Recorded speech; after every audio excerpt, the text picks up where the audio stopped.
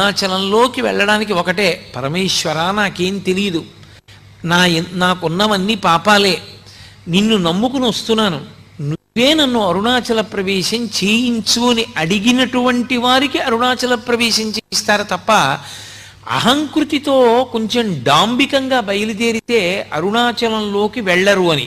జ్ఞాన సంబంధనాయనారంతటి మహానుభావుడు వెళ్ళలేకపోయాడు, దొంగలు కొట్టేశారు. అప్పుడు ఆయన బాధపడితే ఉన్నవన్నీ ఎత్తుకుపోయిన తర్వాత ఈశ్వరుడి మీద పత్తికాలు పాడి పరమ నిరాడంబరంగా వినయంతో ప్రవేశిస్తే అరుణాచల పట్టణంలోకి ప్రవేశించగలిగాడు. అరుణాచలం అంత గొప్ప క్షేత్రం.